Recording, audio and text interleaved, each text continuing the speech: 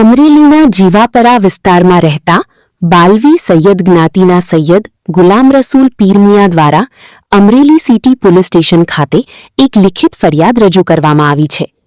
અરજીમાં જણાવ્યા મુજબ ગત તારીખ 20/7/2026ના રોજ પોરબંદરના તાજુસરિયા હોલ ખાતે યોજાયેલા કાર્યક્રમમાં અબ્દુલ સત્તાર દામદાની ઉર્ફે સત્તાર મૌલાના નામના વક્તાએ મંચ પરથી સૈયદ જ્ઞાતિના લોકો તેમજ મોહરમના પવિત્ર તાજિયા વિશે અત્યંત હલકી કક્ષાના અને અપમાનજનક શબ્દો ઉચ્ચાર્યા હતા.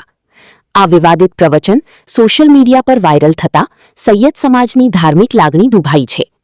આ અશોભનીય ટિપ્પણી સામે વિરોધ દર્શાવી જવાબદાર વ્યક્તિ સામે ધોરણસરની કાનૂની કાર્યવાહી કરવાની માંગ સાથે સૈયદ સમાજના અગ્રણી દ્વારા આ આવેદન ફરિયાદપત્ર આપવામાં આવ્યું છે. રિપોર્ટર मौलिक दोषी अमरेली। आज तमामी सादात जमात और मुस्लिम हजरात यहाँ पुलिस स्टेशन में, जैसा कि आप जानते हैं कि मेमन मौलाना अब्दुल सत्तार हमदानी ने जो सादात कराम और ताज़िया के ख़िलाफ़ में गुस्ताखी की है, उसी सिलसिले में यहाँ पर पुलिस स्टेशन के अंदर FIR की एक नकल देने के लिए यहाँ मौजूद है। मीडिया के माध्यम से बहुत ही कम वक्त में मैं चंद सवालात उन्होंने जो गुस्ताखियाँ की उसके मुतालिक पूछना चाहता हूँ। सबसे पहले उन्होंने इल्ज़ाम लगाया कि 80% सादात डुप्लिकेट है, तो मैं उनसे पूछना चाहता हूँ कि वो कौन 80% है और 20% कौन सही सैयद है। उन्होंने दावा किया है, वो साबित करे।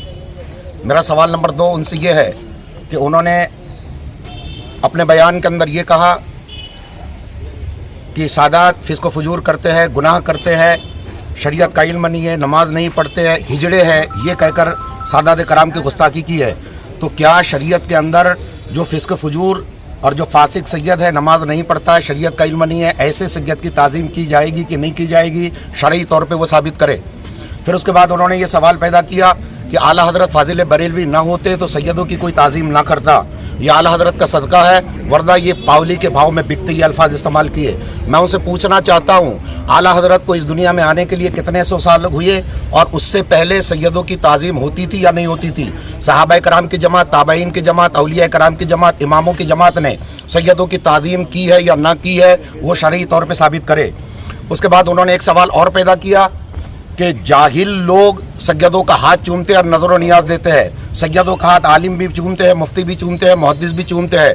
तो क्या ये जाहिल का अल्फाज मुफ्ती और आलिमों और मुहद्दिस और मुज्तहिद पे लागू नहीं पड़ता है? वो शरई तौर पे साबित करे। उन्होंने ये जाहिल सभी को कहा है। और उसके बाद में सबसे आखिर में एक सवाल और करना चाहता हूँ कि उन्होंने ताज़िये की बेहुरमती की है, ताज़िये की उन्होंने ये अल्फाज इस्तेमाल किए हैं, ताज़िये की गुस्ताखी की है, ढोल और ताशे को हराम किया है और नज़र नियाज का विरोध किया है। मैं उनसे पूछना चाहता हूँ, कुरान और हदीस के रोशनी में साबित करे, क्या ताज़िया बनाना हराम है, ढोल बजाना हराम है, नज़र नियाज करना हराम है? ये कुरान और हदीस से इन सवालात के जवाब दे। मैं मीडिया के माध्यम से ये 4-5 सवालात उनसे करना चाहता हूँ और उम्मीद करना चाहता हूँ कि मेमन अब्दुल सत्तार साहब मेरे इन सवालात का तसल्ली बख्श कुरान और हदीस के रोशनी में जवाब इनायत फरमाए। अस्सलाम वालेकुम वरहमतुल्लाहि वबरकातुहू।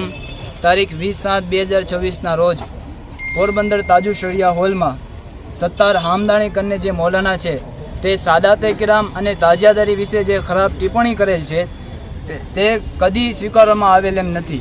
અને એના શાયરાના અંદાજમાં હું સત્તાર મૌલાનાને ખાલી 2 શબ્દ કહીશ કે મોહબ્બતે આલે મોહમ્મદી દીનો ईमान है, मोहब्बत आले मोहम्मदी दीनो ईमान है, इसी से हासिल दिलों को इत्मीनान है, इसी से हासिल दिलों को इत्मीनान है। और हुसैन और हसन जिनके सरदार है जन्नत में, और हुसैन और हसन जिनके सरदार है जन्नत में, वो आले पाके नबी ही तो कुल जहान है।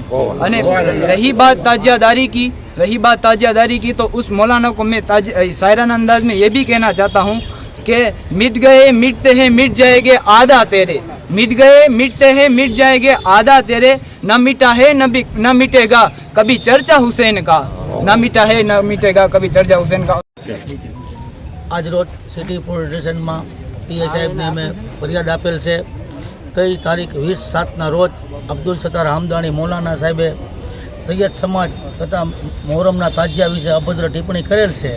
તે બાબતે સમગ્ર સૈયદ અમરેલી સમગ્ર સૈયદ જમાત તથા સમગ્ર મુસ્લિમ સમાજ તરફથી એક ફરિયાદ આપવામાં આપેલ છે। એ ફરિયાદી હું છું।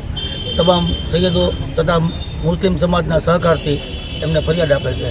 આપ સૌએ હાજરી આપી એ બદલ ખૂબનો 20/7/2026ના રોજ મૌલાના હમદાણીએ પોરબંદર ખાતે જે વાણીવિલાસ કરેલો તેમાં સૈયદ જમાતના લોકો અને તમામ મુસ્લિમની સમાજની લાગણી દુભાણી છે.